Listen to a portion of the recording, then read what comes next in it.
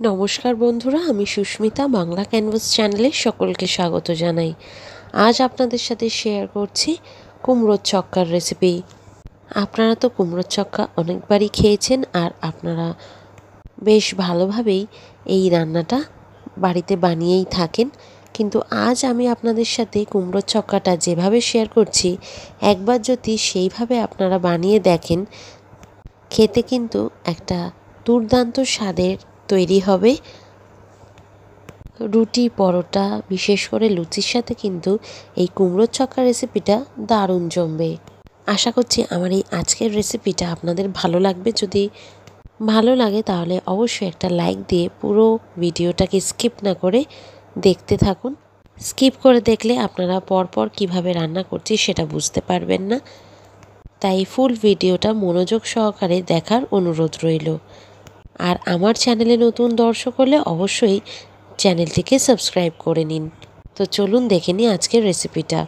প্রথমেই ডুমো ডুমো করে আলু আর কুমড়োকে কেটে নিয়েছি। ভালো করে আগেই ধুয়ে পরিষ্কার করে রেখেছি, জল ঝরিয়ে ভালো করে এরকম ডুমো ডুমো সাইজ করে কেটে নিয়েছি। যেরকম সাইজের কুমড়ো কেটেছি ঠিক সেরকম সাইজেরই আমি আলুগুলোকেও কেটে নিয়েছি।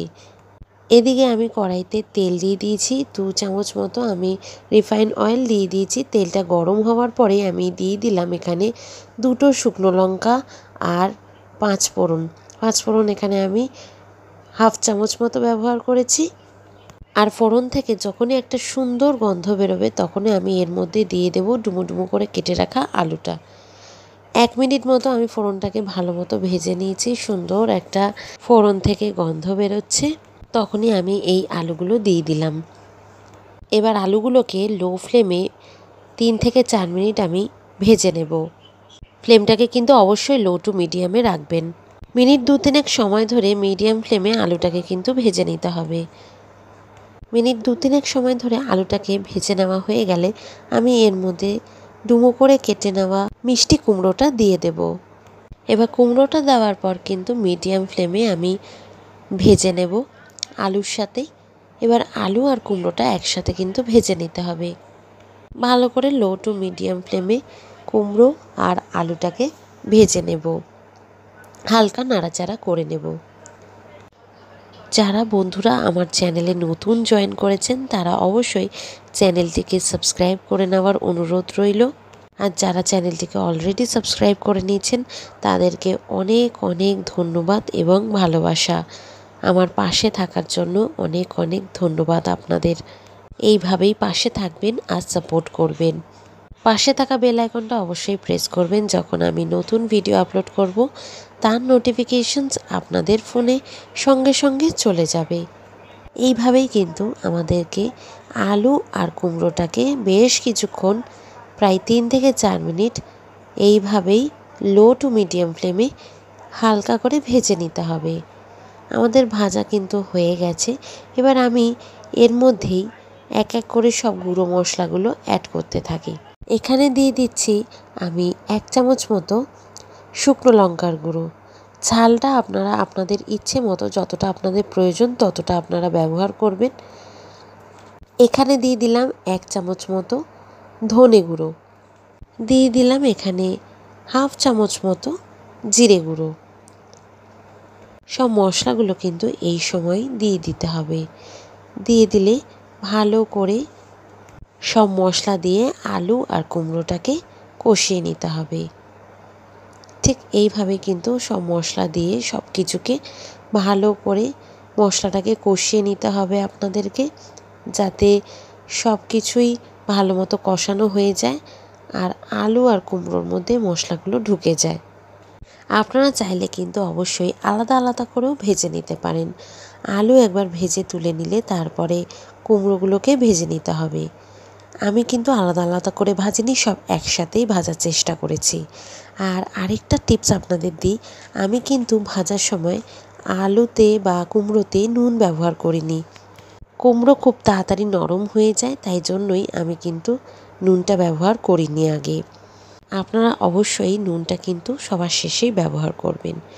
এখানে আমি দিয়ে দিলাম 1 মুঠো ভিজিয়ে রাখা ছোলা। আগের দিনই আমি ছোলাটাকে ভিজিয়ে রেখেছিলাম, তারপরেই এর মধ্যে দিয়ে দিয়েছি।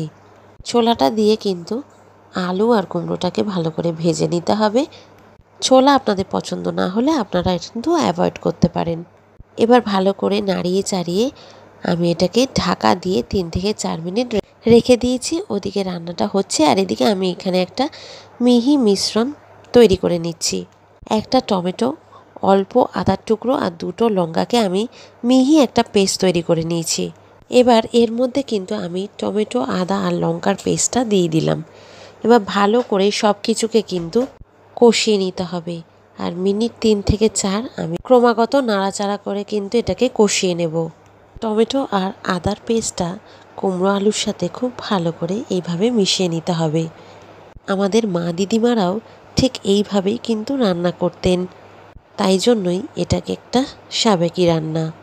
সমস্ত কিছু মশলা আলু আর কুমড়োর সাথে মিশিয়ে নিয়ে এটাকে কিন্তু ঢাকা দিয়ে আমি রান্না করে নেব। এবার ঢাকা তোলার পর আমি এর মধ্যে দিয়ে দিলাম অল্প নারকেল কোড়া। নারকেল কোড়া এই রান্নায় দিলে এই রান্নার স্বাদ কিন্তু অনেক গুণ বেড়ে যায়। যদি আপনাদের বাড়িতে নারকেল অ্যাভেলেবেল থাকে তাহলে অবশ্যই কিন্তু নারকেল এই রান্নাতে ব্যবহার করবেন। নারকেল দিলে এই রান্নার স্বাদ কিন্তু ভীষণই ভালো হয়ে যায়, খেতে অপূর্ব সুন্দর লাগে। নারকেলটা দিয়ে আমি সব কিছু ভালো করে মিশিয়ে নিচ্ছি। আপনাদের বাড়িতে যদি নারকেল না থাকে তাহলে আপনারা নারকেলটা নাও ব্যবহার করতে পারেন। আমি সময় নিয়ে আলু, কুমড়ো আর সব মশলাকে কষিয়ে নিচ্ছি। মশলা কিন্তু অনেকক্ষণ ধরে কষিয়ে নিয়েছি। এবার এর মধ্যে আমি অনেকটাই উষ্ণ গরম জল ব্যবহার করে দিলাম। যতটা আপনাদের গ্রেভির প্রয়োজন ততটা কিন্তু আপনাদের এখানে জল ব্যবহার করতে হবে। এবার অল্প স্বাদ মতো নুন দিয়ে দিলাম, যেহেতু ঝোল ব্যবহার করেছি। আর দিয়ে দিলাম এখানে 2 চামচ মতো চিনি। চিনিটা অবশ্যই ব্যবহার করবেন, কারণ এটা একটি নিরামিষ রান্না। নিরামিষ রান্নায় চিনিটা ব্যবহার করতেই হয়। আর স্বাদটাও কিন্তু চিনিটা দিলে অনেক গুণ ভালো হয়ে যায়। চিনি ব্যবহার করলে যে কোনো নিরামিষ তরকারির স্বাদটা কিন্তু ব্যালেন্স হয়ে যায়। দেখুন আমাদের আলু আর কুমড়ো কিন্তু অলমোস্ট নরম হয়ে গেছে। সব কিছুকে ভালো করে নাড়াচাড়া করে নিচ্ছি। চিনিটা দিয়ে কিন্তু ভালো করে কষিয়ে নিতে হবে যাতে চিনিটা গলে যায়। সব শেষে যেহেতু নুন আর চিনিটা ব্যবহার করেছি তাই অনেকক্ষণ ধরেই নাড়াচাড়া করে নিয়েছি। আমাদের রান্না কিন্তু অলমোস্ট শেষ, তাই জন্য আমি গ্যাসের ফ্লেমটাকে অফ করে এর মধ্যে অল্প 1/2 চামচ তো গরম মশলার গুঁড়ো দিয়ে দিলাম।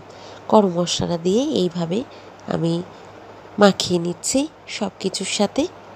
অবশ্যই নামানোর আগে কিন্তু এই গরম মশলাটা ব্যবহার করবেন। আমাদের আলু, কুমড়ো সব কিছু কিন্তু একদম নরম হয়ে গেছে। আর আলু কুমড়োর ছক্কা কিন্তু একদম রেডি টু সার্ভ। ওপর থেকে অল্প নারকেল ছড়িয়ে দিয়েছি। দেখতেও সুন্দর লাগছে আর খেতেও হয়েছিল অপূর্ব। বন্ধুরা অবশ্যই বাড়িতে এটা ট্রাই করবেন আর জানাবেন কমেন্টসে কেমন লাগলো। আশা করি আমার ভিডিওটা ভালো লেগেছে। যদি ভালো লেগে থাকে অবশ্যই লাইক, শেয়ার অ্যান্ড সাবস্ক্রাইব করবেন। বেল আইকনটা অবশ্যই প্রেস করবেন যাতে আমি নতুন ভিডিও আপলোড করলে তার নোটিফিকেশন আপনাদের ফোনে চলে যাবে। আপনারা ভালো থাকবেন, সুস্থ থাকবেন, সাবধানে থাকবেন। দেখা হবে আবার একটা নতুন রান্নার ব্লগে।